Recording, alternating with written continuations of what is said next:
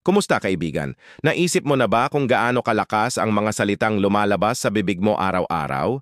Minsan hindi natin namamalayan pero ang mga ito ang humuhubog sa ating kinabukasan. May isang katotohanan na dapat nating tandaan. Kung anong inuulit mong salita araw-araw, iyon ang nagiging plano ng iyong buhay.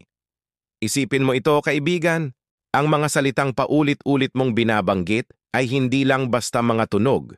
Ang mga ito ay parang mga binhi na itinatanim mo sa hardin ng iyong isipan at puso.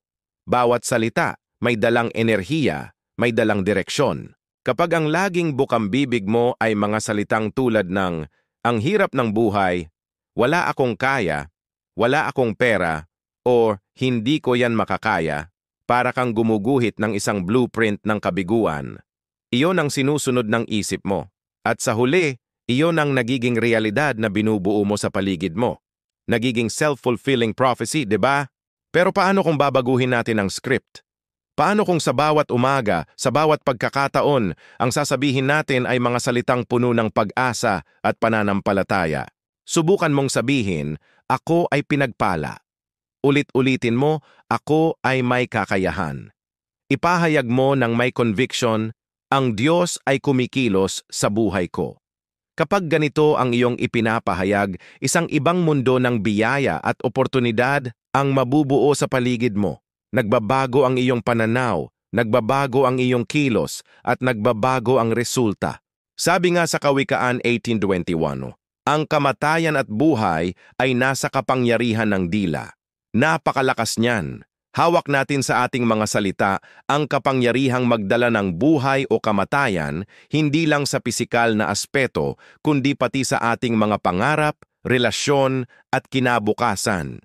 Ang dila ay parang manibela ng isang barko, maliit na parte lang ito, pero ito ang nagdidikta kung saan pupunta ang buong barko ng iyong buhay. Kaya't ang hamon sa atin ngayon ay simple lang. Suriin natin ang mga salitang ating binibitawan. Nagdadala ba ito ng pag-asa o ng panghihina ng loob? Nagbubukas ba ito ng pinto ng biyaya o nagsasara nito? Kung napapansin mong mas madalas kang magsalita ng negatibo, huwag kang mag-alala. Hindi pa huli ang lahat. Simulan mo ngayon.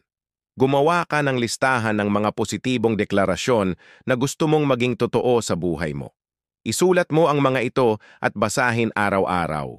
Ideklara mo sa umaga, paggising mo at sa gabi bago ka matulog. Sa halip na sabihing, "Pagod na ako," subukan mong sabihin, "Binibigyan ako ng Diyos ng panibagong lakas." Sa halip na, "Hindi ko alam ang gagawin," sabihin mo, "Gagabayan ako ng Diyos sa bawat hakbang." Mula ngayon, piliin nating ulit-ulitin ang mabuti, ang totoo, at ang nakapagpapatibay. Maniwala ka, habang ginagawa mo ito, makikita mo kung paano unti-unting babaguhin ng Diyos ang iyong buhay. Ang mga binhing itinanim mo sa pamamagitan ng iyong mga salita ay mamumunga ng kasaganaan, kapayapaan, at tagumpay na higit pa sa iyong inaasahan. Ang lihim ay nasa pag-uulit. Ulitin mo ang mabuti at mabuti ang aanihin mo. Maraming salamat sa iyong oras at pakikinig. Kung nakatulong sa iyo ang mensaheng ito, huwag kalimutang mag-like, mag-share, at mag-subscribe sa Liwanag at Pag-asa TV para sa iba pang pang-araw-araw na inspirasyon. Hanggang sa muli, manatiling positibo at pagpalain ka nawa ng Diyos.